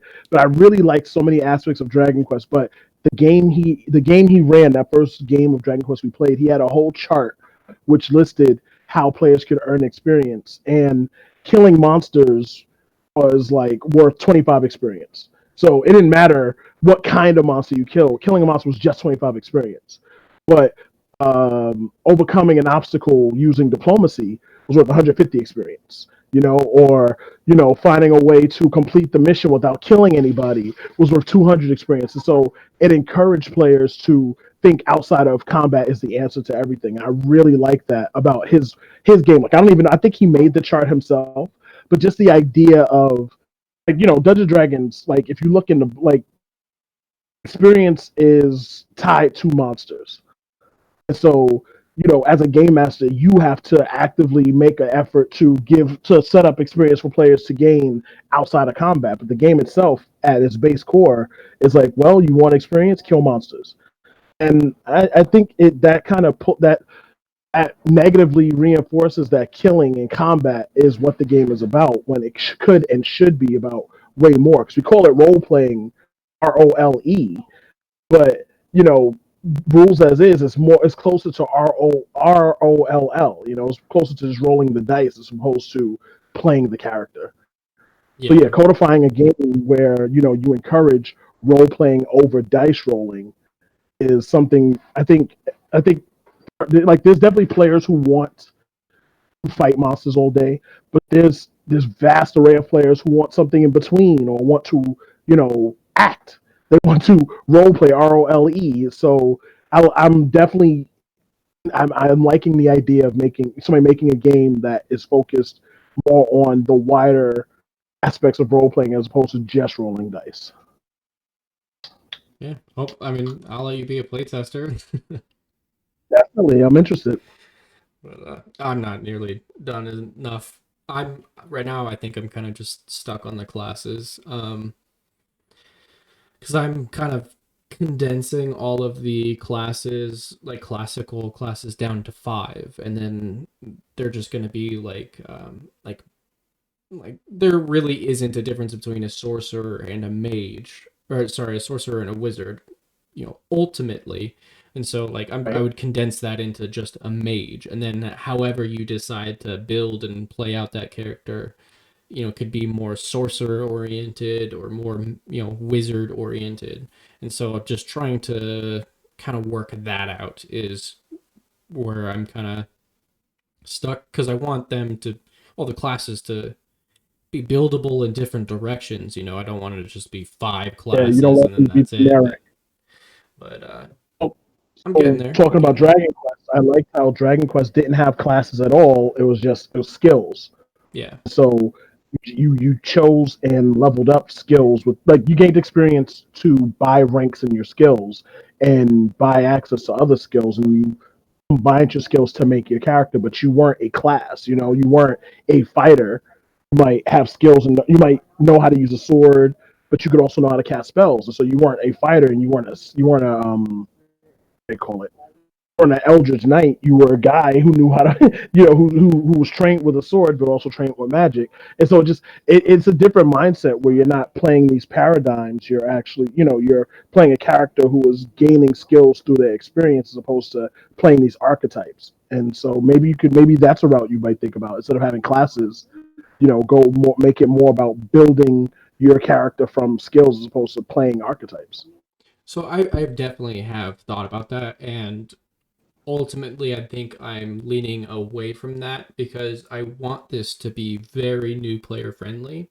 All right, yeah, that wouldn't be easy for new players. You have a good point. You did say Yeah, that. and You just did like say that. just like a really quick archetype to think of to really just evoke a type of character that the player is going to be playing, like a mage. Like you could be a particular type of mage, and you can suss that out with character creation and stuff like that. But when you pick a class and you're like, I'm going to be a mage, that really informs the style of character you're going to be. And I do definitely like that idea of keeping things like a mage, a warrior.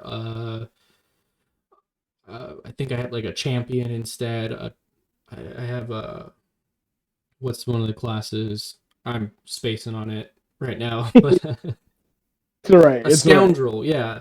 So There you like, go. not a rogue, not a thief, but a scoundrel. Like you could be a good scoundrel. Like you're just a rapscallion kind of character. You know what I mean? But Right. Best characters to play. yeah, but like just the basically the classes are just being like just generic archetypes, and then you can kind of fine tune with character creation. That's kind of the direction I'm leaning towards, but I'm definitely interested in playtesting when you're done. definitely. But we gotta wrap this up. We've been talking for a while. Right. Yeah, it's been almost 2 hours. Yeah.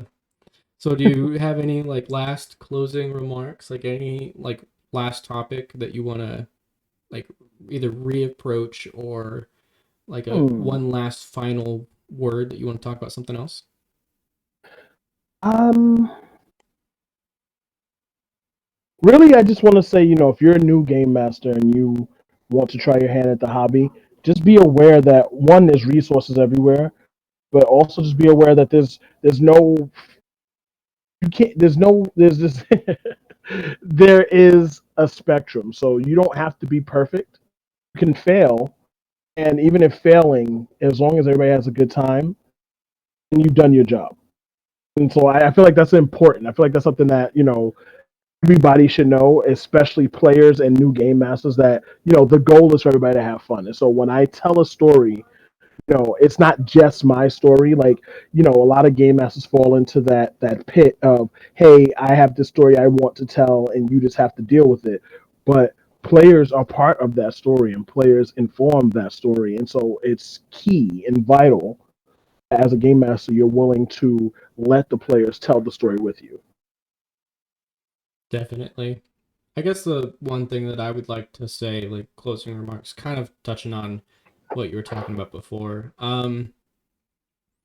To any new dungeon master out there that may be listening to this, don't be afraid of being bad. Don't be afraid of being a bad dungeon master. Like, don't be Right. toxic. Like, that's definitely a different thing. But um, don't be afraid of failing and just messing up and like having to do a do-over or whatever. That's fine. It's all part of the learning experience. Like you're gonna Mm-hmm. fail. You're gonna have slog sessions. You're gonna have things you would want to do different. But that's okay. Just keep trudging forward. Keep improving. Keep Right. being a dungeon Learning. master. Don't get discouraged. You will get better with time. And like Lem's saying, there's a lot of resources. You could reach out to me. I'm always a resource. I will always absolutely help out any new dungeon master who has any questions from my experience as a toxic dungeon master, from my experience for you know 15 years of running, being a forever DM. Like I've played more than just Dungeons and Dragons. I don't even like fifth edition. So You know what? That's something I want to know. What is it about fifth edition you don't like? okay. Three things mainly. I don't like the default setting. So like whenever I open up the book and I read about all the races and the classes and stuff like that, I don't like how a lot of the verbiage and everything is racially charged. Right. So, and that just comes down to Forgotten Realms. Like, Forgotten Realms has got a lot of unfortunate So, Tolkien-esque kind of writing. Um, goblins are people. Too, people. Goblins are people too.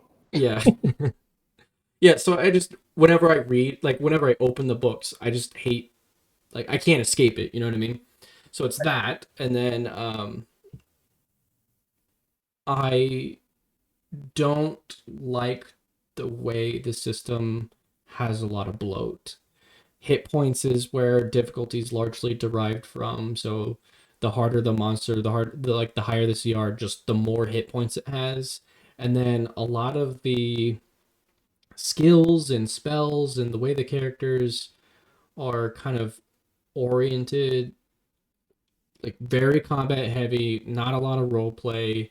And then like combat is very slow, up down with the players. Like it just everything about base fifth edition like absolutely has to be fine tuned by a dungeon master. It is not a system that I feel just on its own lends itself to like a good fluid experience like all across the board. Not saying that Pathfinder is by any means. It absolutely is not, but it has the experience, like it has the years and the module power behind it that you can find something or other. Like there's feats for days for role playing things with Cause see, Pathfinder or 3.5 or something like that. So if I'm going to play a system that I want to like really do role play heavy stuff in, I'm gonna use Pathfinder because it has I better options. More can so see that. Starfinder. I absolutely adore Starfinder. Oh, you know what? After our conversation yesterday, I had the PDF for Pathfinder Second Edition.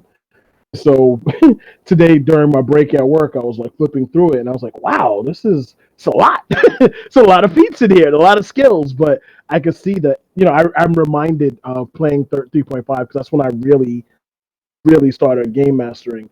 I see that customizability 3.5, that ability to make more than to make your character more diverse, less like in and not just a type of fighter. Because in fifth edition, you're right. A wizard is just a fighter who throws spells. A Yeah, cleric is a fighter that can heal. Everything is about fighting, and that's not, as I was saying, that's not quite role playing.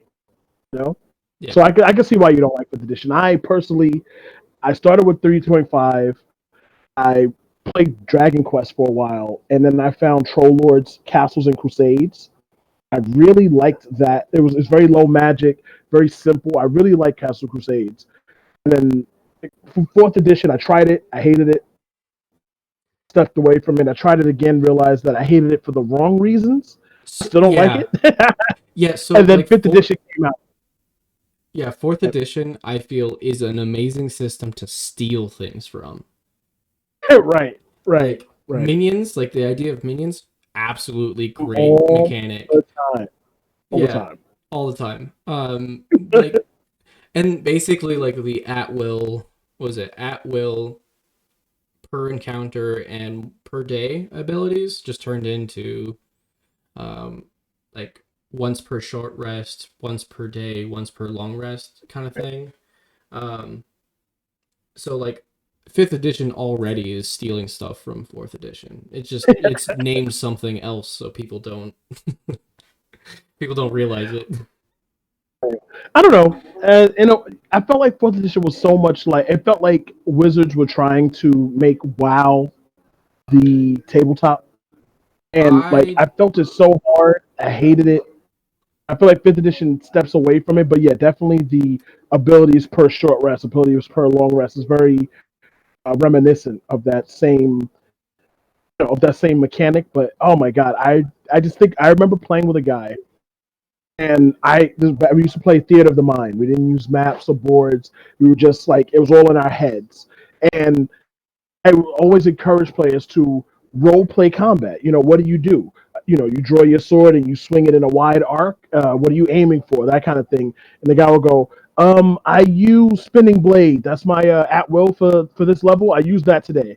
I'm like, but what do you do? And he's like, I'm using spinning blade. That ability. And I'll point to it in the book. And it's just like I'm like the system just like I feel like that embodied the system. Like it didn't encourage players to be creative. It was like I use this ability, then I press this ability. It like really just watches my play World of Warcraft. They click on one ability, they click on the next one while that cools down, they click on the other ability, and it just really turned me off. It really did.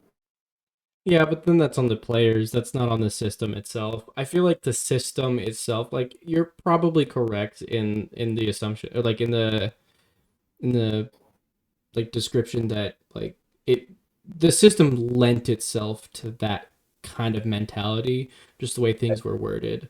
But realistically, the only difference between fourth edition and fifth edition, like when you just look at the systems, like at face value, is just how it's written in the book.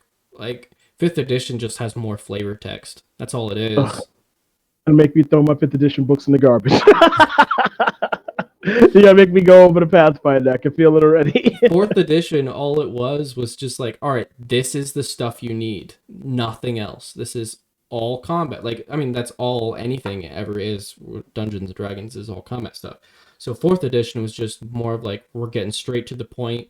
They were trying to do something different with 3.5 because 3.5 was all flavor text.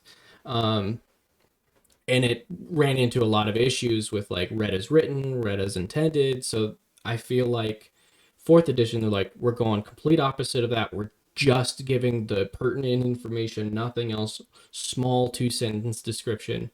But it's the same thing in fifth edition. It's just more flavor text, or worded differently and doesn't have a chart next to it or like a little graphic design thing for an ability or whatever.